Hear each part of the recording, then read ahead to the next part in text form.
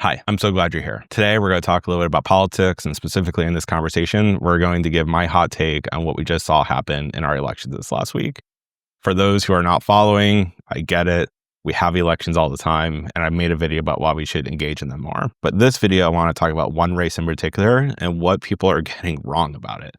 Have you ever had that moment where you feel like you're Brad Pitt in Moneyball and you're at the table with all your scouts and they're trying to give you solutions or their takes on who you should fill the team, and you're sitting there thinking, you're not even seeing the problem? Well, after Zohran Mamdani won the New York mayoral race against Andrew Cuomo, the amount of takes I've heard on media, on social media, and everything else, I think I'll miss the bigger point. And it's pretty simple when you really step back and think about it. And I made a video to talk about the difference in campaigning styles. This is a perfect case study to dive a little deeper into that. So let's do exactly that. Let's look at Zohran's campaigning style. He's being called a generational talent. Is he really? I don't know. I think he ran a race that is fundamentally incredibly sound. What do I mean by that? I really mean three things. First, the first phase of his campaign was listening to people. You can go online and you can see after the 2024 election, him standing on a street corner holding up a sign that says, "We want to talk about the election," with a microphone. That is a symbolic moment in that campaign in the early stage of his mayoral race, I believe. It's symbolic that he wanted to listen. And it wasn't just that moment on the street corner on a camera. He went out and heard from thousands and thousands and thousands of New Yorkers. What did they want? And it's not surprising. The vast majority of New Yorkers wanted someone to finally address the affordability issue. And by the way, it's not just a problem in New York City. I will cover a lot more videos in the future. And if you want me to do that sooner rather than later, add a comment down below. But we need to focus on affordability for working class people across this country. That is a fundamental issue that millions of Americans are facing. So we heard that. That's step one. Step two, he used his own judgment, a team of advisors, I'm sure, to come up with ideas of what he believes would actually solve their problem. It's not that crazy of a step. He did it himself. He has some experience as an assemblyman. He has plenty of advisors around him. He said, here is a problem I heard people saying. Here are a whole bunch of solutions. And this video isn't about whether or not his solutions will actually solve the problems, whether they're feasible or whatnot. We can cover that in a different video. But he came up with some pretty basic solutions that could be easily communicated. Then third, he communicated the crap out of it. What do I mean by that? He did all the normal stuff mayoral candidates are supposed to do. He went and talked to people. He went into town halls. He went to a whole bunch of different groups. He rode subways. He was out there in the community talking to people, and he was also online. Most politicians today act like 60 to 70% of Americans don't get their information about politics on social media. Zohran, I don't know if it's a generational thing or if it's just a gut instinct thing. He did everything that you would expect out of a traditional candidate and then also doubled it with what he did online. What did that do for him? That created on-ramps to voters who never traditionally looked at politics before. Younger voters, they're getting their information online more than anyone else. It also allowed his campaign to create an on-ramp to take him as a candidate and multiply it by thousands, tens of thousands of volunteers. They had opportunities to train people how to door knock, how to engage online. And it wasn't just Zohran as a candidate. It was thousands of people getting to buy into, you heard my problem, you have solutions, I believe that you're actually trying to solve the problem.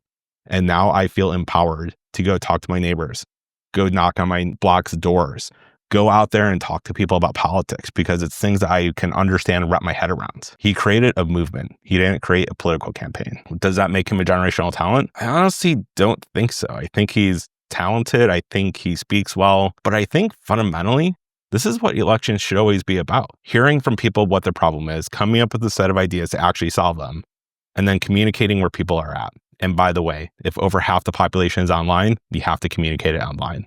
It's that simple. Let's look at the other side. Andrew Cuomo. First of all, he's a Democrat, lifelong Democrat, former governor of New York as a Democrat.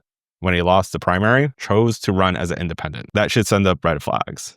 But he also chose to run a campaign, and I think this is the more important part, that is more symbolic of what traditional Democrats, and by the way, traditional Republicans have always chose to run. You spend your time with well-off people who have money to donate. You get that money, in this case, millions upon millions upon millions of dollars. You hire a whole bunch of media experts and pollsters to tell you what people think their problem are, and a message that you think would resonate that has to equal both tearing down your opponent and building up some image of yourself that isn't quite real. That's how he ran his campaign. It's the traditional, how do I get 50% of the vote plus one? And I don't really care how I get there. I just need to convince them to pull the lever or circle in the dot for me. What's the problem with this approach? One, it's been tried for the last 40 years and people are getting tired of it. Two, it feels really inauthentic. Three, at every stage that you removed yourself from the process of talking to folks and figuring out what people's actual problems are and what you think the solutions to solve their problems are, removes a layer of moral credibility. It removes a layer of authenticity. And by the way, when you add in layers of consultants and focus groups and media consultants and people who are going to produce videos for you and a whole bunch of other outside groups who are attacking your opponent for things that may or may not be fair, it just gives an entire atmosphere of feeling like that candidate looks entitled. And so I think a lot of New Yorkers looked at their choices and said, I can either go with the entitled establishment figure who is going to argue that his experience should trump the other Zoran's inexperience, or you can take the younger, inexperienced politician who at least made the effort to go talk to you and to include you in what he's trying to do. I think that's why you saw not just an overwhelming margin of victory, but you saw an overwhelming turnout for a municipal election. That's the thing I think we should be talking about, is how do we get more and more people to feel like they have a part or something at stake to engage and be part of the solution. That's what we should be learning from Zoran's race. And by the way, for anyone running for office from this point forward, if you have advisors and consultants telling you all you need to do is raise X amount of dollars and we could hire the talent to make the videos to run your campaign, I would urge you to just reject that out of hand and instead do the hard work as a candidate. Start early. Go out and listen to people. Come up with ideas, regardless of whether or not people think they're crazy. Distill them down to a way it's easy to communicate.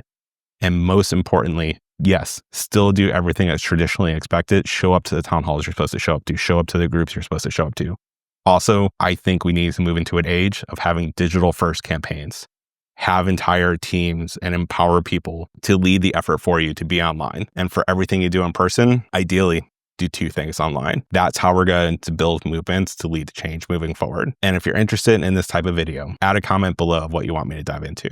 I'm happy to dive into the platforms of candidates. I'm happy to dive into the behind the scenes, what it's like to run campaigns. Right now, I'm really trying to focus on making it easy to understand, but I'm happy to go deep and pull all the curtains back. Thank you.